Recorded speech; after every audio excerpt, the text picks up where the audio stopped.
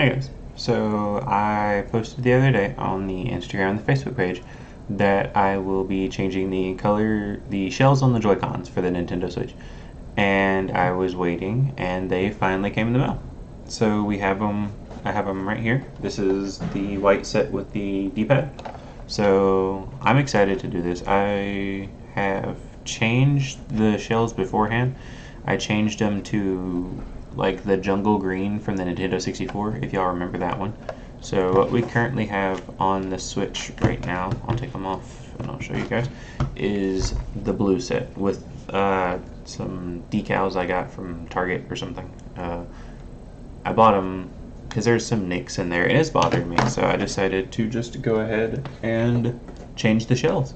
So this isn't, I'd say once you get going and you figure it out, it takes about, I'd say 30 minutes per shell. That's because you're moving the wiring around and all that good stuff. You will need, I would say, a pair of tweezers, or yeah, tweezers, and you'll need, I've got a little computer kit right here. You'll need one of the it's like a Y, I think it's called a Y-wing. And it's like, yeah, that's not gonna focus on it, but it's a little Y-wing. It's got 3 spots, and that's the screw that Nintendo uses to screw in all their stuff. So you'll need that, and I want to say it has some Phillips in there. So I would use that, you know, just to, and this is just getting all my stuff together so that we can do this. And I'll try to walk you through everything. It won't be as fast as the Gundam builds and everything, just so y'all can get a more detailed look at what we're doing here. So I'm excited, so let's jump in. So here you can see that we're undoing 4 screws in the back of the Joy-Cons. I know it's a little speedy. I will actually post the link to the guide that I used beforehand when I did this for the first time. This is me doing it all off of memory. So this is not a super in-depth viewing of how to do it, but it's just something I thought would be cool to show y'all. But you pop those 4 screws off of the back, and then once you do that, you can pry the plastic pieces apart and remove this screw here, which is what holds the railing in. So that's what you use when you slide the Joy-Con on the Switch. I tried to treat it like I would a Gundam model and organize everything bit by bit so that things wouldn't get lost, but I can tell you right now, things did get lost. So the way we do these recordings is I do the voiceovers after we've done the product, so after we've finished what we're doing, so I can kind of look back on everything and give you pointers on what I could have done better. So I personally would have organized my workspace a little bit better, but overall, I think this ended really well. So you can see right there, you got to make sure you detach the ribbons, and the battery is held in place by I want to say it's like a tape-like residue. It's not super hard to pry off, so you just pop that up. Like I said, please be careful with the ribbons. You don't want to tear those. And there's 3 screws located right here. Sorry, I had to think about that. There's one in the upper left, one in the bottom right, and then there's the one off to the side here. You just kind of unscrew those, and then you should be able to pop this middle piece out like that. Boom.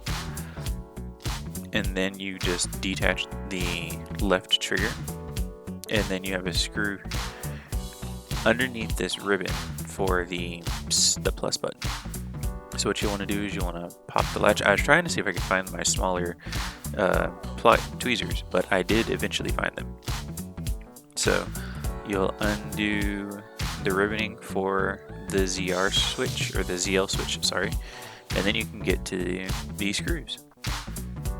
But first we're going through and undoing the ribboning for the ZR switch, the what is it called, the stick, and the plus button. Undoing it by the plus button allows you to have access to the screw that's underneath that ribboning for the joystick. So we're going to go ahead and take all that off. And right here it was a little hard to get the plus button out, so I kind of popped it out from the other side. Like I said, please be careful so that you don't lose any pieces. This one did come with buttons for the right Joy-Con so that you can have the colored buttons and the directional pad, but besides that it didn't come with any extra buttons, so please be careful so you don't lose anything. You want to make sure you keep that gray padding on top of it too to help with, I think that's what it uses to actually detect that the button is being pressed, so make sure you pop that back in. You also, I'm trying to think of what the next step is. Once you pop everything out, you should be able to take the little electrical part out. The battery's kind of glued in there, so not the battery but this little thing right here. I don't think it's the part that charges it. I'm not a very tech savvy person when it comes to this stuff, but it's just kind of glued down in there, so you're going to want to pry it up the best you can without breaking anything. And then this is where I just kind of laid the buttons out, and that little black padding goes on top of it. Or gray padding, you want to put that on there for button reasons. Then this little black ring you peel apart, and I'm not entirely sure what the black ring does, but you just kind of want to make sure you switch that one on over. See what I did there, switch. Transfer that on over to the other Joy-Con shell. And it can be a little tricky, but I mean once you get it down it should stick right where it needs to. And then you would do the screenshot button as well. Transfer that one on over.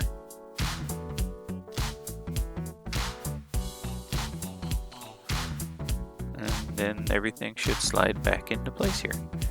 So the right Joy-Con did not give me as much trouble as the left Joy-Con did, and that's because I was, like I said, doing this all from memory, and the left Joy-Con, there's a couple of places where I missed the screws.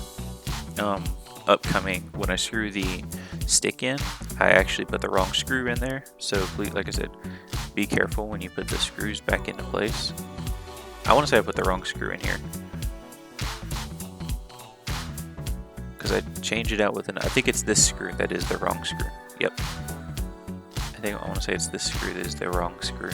It's actually supposed to be those gold screws down in the bottom, if I'm like 100%. But like I said, this is me looking back on it and looking at things that we could have done differently. I do end up fixing all of it, so I mean, this is how you would do it. This is just the For Dummies guide and showing you some of the common mistakes that can be made if you don't pay attention, or if this is your first go around doing stuff like this. The hardest part for me was making sure that we didn't tear any of the ribbons, especially when moving things apart, because while I can order a new shell, I don't know if I can really order...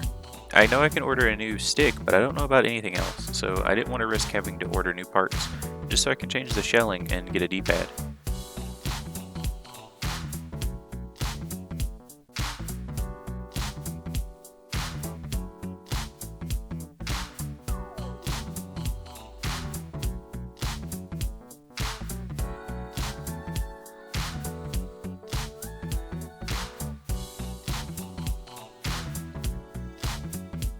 So then this is just screwing. What it is once you take it apart and you transfer everything over, it's just going back and retracing your steps. This is a lot harder than putting together a model, so if you're not super confident in your abilities to do something like this, I genuinely wouldn't recommend doing it, just in case, just so you don't mess up anything. Because these things, I want to say that they run about $40 to $50 for just one set, or one singular one. So it's an expensive mistake to fix. So just be super careful when working on it. And right there I was lining up where I should put all the screws back in, just so that I don't have to worry about when I put the other one on, I'm missing spots. Because there's 2 screws that go through that piece, and then 2 that go underneath it. And then this part, the ZL button, is the hardest, because from what I remember, you're supposed to push down on the bottom piece and pull up and out on this piece on the top part. It's super hard to get done, and I did find my tweezers, so later in the video you will see that it's a lot easier done with tweezers. I do kind of time skip through it because it's a little frustrating, but there's 2 slots in the back that you'll see me insert tweezers into, and that's what you're kind of wanting to do. You're going to want to pop the ZL button out of its spot. That's what you're aiming to do.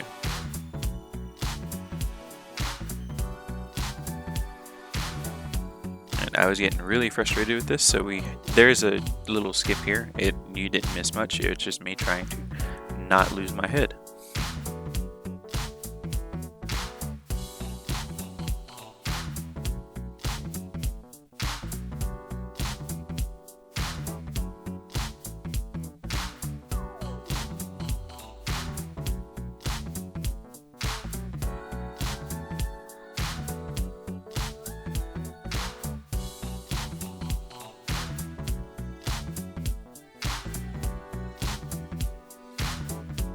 Once you get it out, you can unscrew this piece right here and then screw it back into the new shell itself. Putting the ZL button and the ZR button back in is 10 times easier than taking it out. I think I almost lost a spring here. Not only did I find my spring, I also found the tweezers. So that makes this a lot easier. I want to say the spring kind of got lodged underneath there. There's two little prongs that go underneath the buttons that you want to make sure that the springs sit on top of perfectly. So right through here you can see where I'm trying to insert the tweezers through that spot that I was talking about, and then boom, it just kind of pops off. So ensure that you put the springs back on there, be very gentle so that you don't break anything, because like I said, that's $50 some odd just to get a new one, just to start this process all over again. So then you can start plugging the ribbons back in where they need to go, and it goes right there, and boom, boom. You can start screwing stuff back in. Make sure all your stuff lines up perfectly. And my big recommendation before you do the final screwing on the outside of the Joy-Con is to make sure that it all works. So once you plug the ribbons back to where they need to go and you get all the internal parts back, what you would do is you turn on your switch and you would go to your system settings, and I think it's under like controls or something, and you would test your input to make sure all of your buttons work. Now the set that I got also included spots for the inner railing. Now just because you change the buttons here doesn't mean that it changes what the color shows up on your switch. So mine still shows up as a blue color on my switch even though my Joy-Cons are white. That's okay, it doesn't really bother me. That's just something to keep in mind, that it will not change the color that shows up on your switch. Also, there are no white Joy-Cons, so there's nothing for it to register as a white Joy-Con, if that makes sense. I don't think there's a way for me to do that, fix that.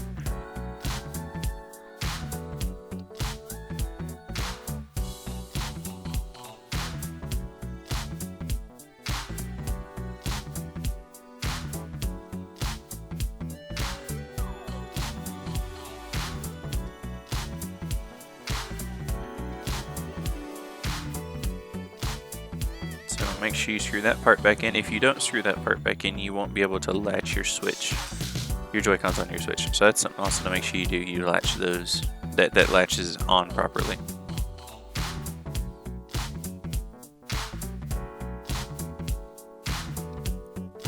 And in through here, I actually messed up and didn't, what's the word I'm looking for? Didn't properly put the ribbon back on.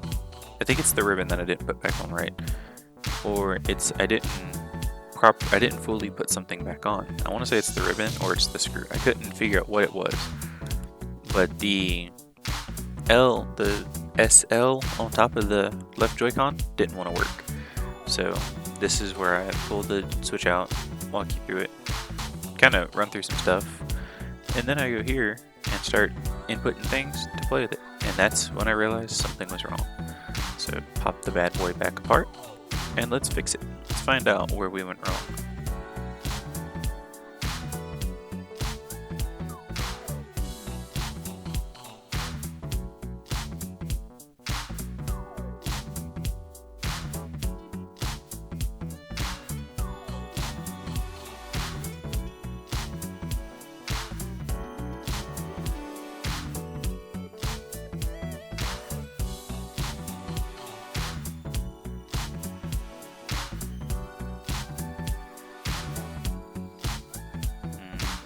right through here. I want to say I got it fixed right through here.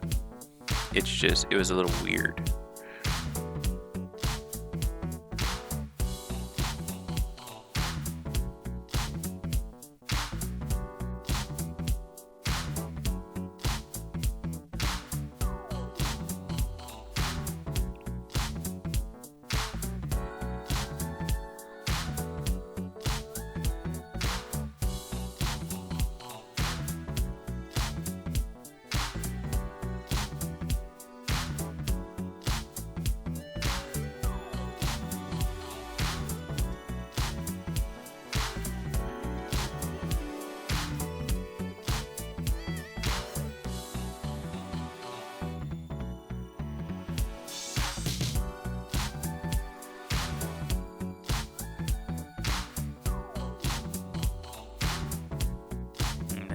Pop everything back in together. Make sure you know that all the buttons work. And like I tested, this time I didn't have to test on screen because you can see where the buttons light up when you press the button to see if it registers.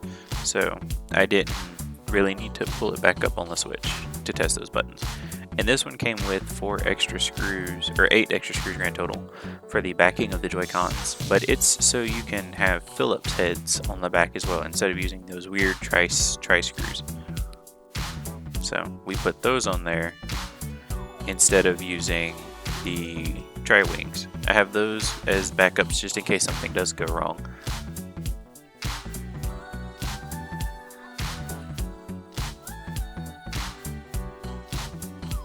Then I just kind of cleaned up my little workspace before moving on to the next one. Now you'll notice that the right Joy-Con does not take as long to work on because I've already jumped over all the hurdles that were required for the left one. So same concept here, you pop everything off, you unscrew the backing of the Joy-Cons, and just kind of pry the shells apart, making sure that you don't, like I said, tear the ribbons. This one you have to be a little more careful because it has the sensor for the amiibo stuff. So just, look at it, pry the battery, pop the battery out, and start unscrewing some things.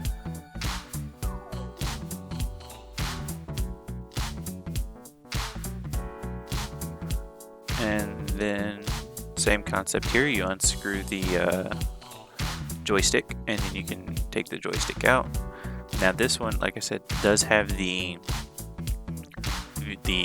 sensor, so that's what. There's a little extra black railing that goes underneath this little board, so make sure you pull it all up together and you're super careful to not break anything.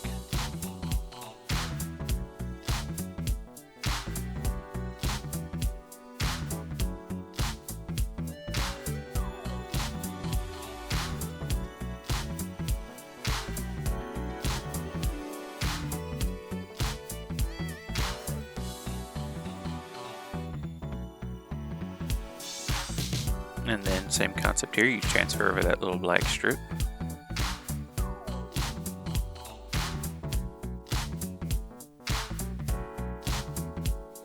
And then this is where I use the colored buttons instead of doing the regular buttons. I think the colored buttons looked a lot better, so that's what we went with this go around instead of using just the plain black. But I did keep the black buttons just in case, like I said, something does go wrong. Now when I used the neon or the jungle green look, I also kept the buttons from there.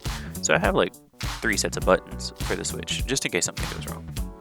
And then you just want to make sure you pop everything back in where it goes, and that you don't forget, like I did here, that little gray pad for the buttons. Don't forget that, or else you're gonna have to backtrack, and no one wants to backtrack.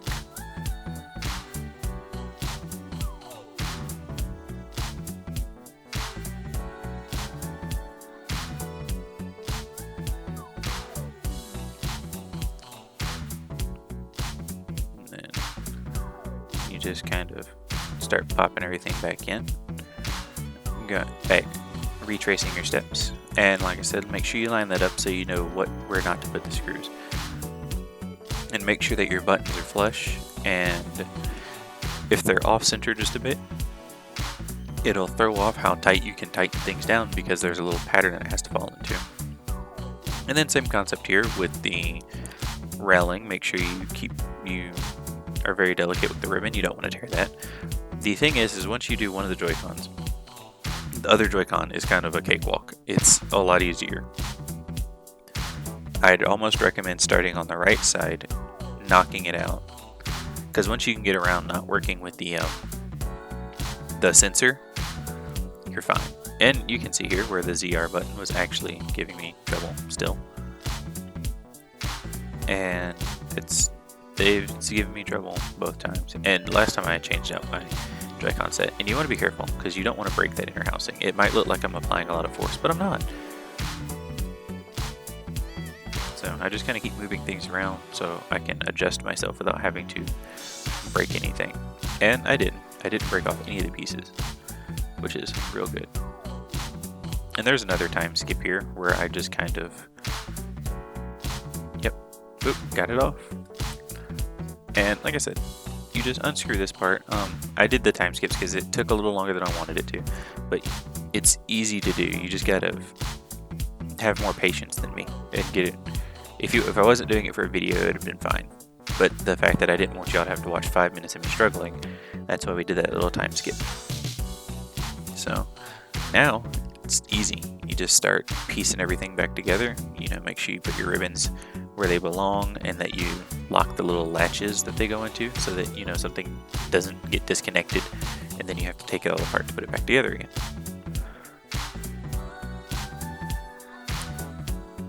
And then, like I said, well, I've not said this one, but this little L button right here, it just kind of sits there.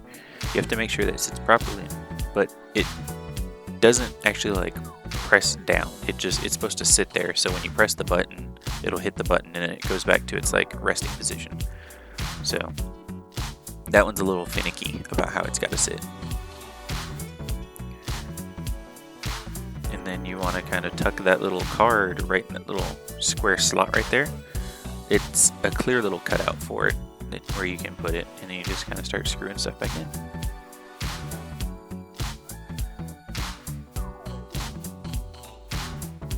And you put the battery back where it goes. Check the housing, make sure everything closes up. Now for some reason this one on the right doesn't close all the way, and I think that's just how it's supposed to be. And it might just be that I've never really noticed it, but it doesn't sit super flush with the railing. But besides that, I've had no real issues out of it. It could just be a defect. I know some people have said how to fix that, but that requires me cutting into the shelling, and I'm not going to do that. My switch goes from case to dock, and no real in-betweens, and the Joy-Cons hardly leave the switch itself. So I'm not super worried about anything happening to it. It does create this weird little uneven texture on the switch itself, but besides that, it's no different than your standard Joy-Cons. The D-pad has been really nice. Like I said, I did this earlier yesterday, and I was able to play some RPGs and stuff. I finished Final Fantasy X with this, and it was super convenient not having to have buttons, but actually using the D-pad. It just felt more Nintendo-y, if that makes sense. Mostly playing on the Nintendo 3DS and stuff, it was really nice to have a D-pad there, and it was strange that they didn't put a D-pad here. But, well, now we have a D-pad, and there's nothing they can do to stop it.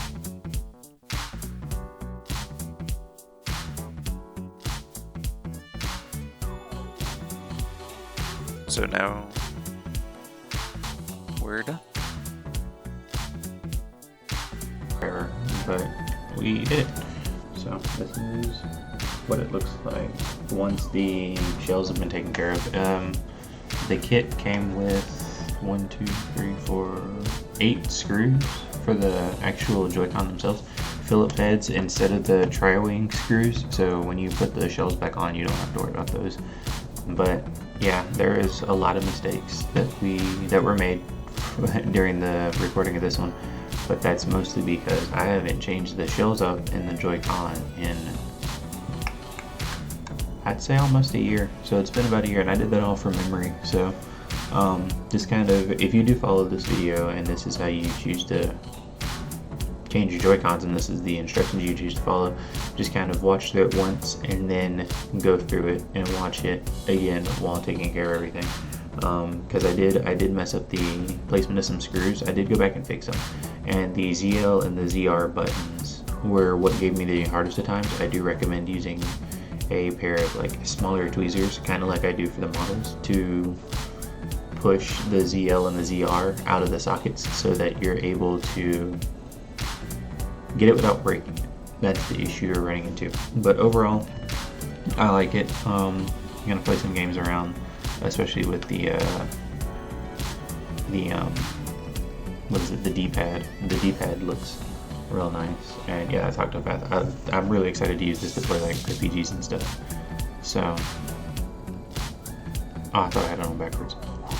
But yeah, and then it came with one of the biggest things that does bother me is the fact that the X is a little. I had to look at the monitor so I can see.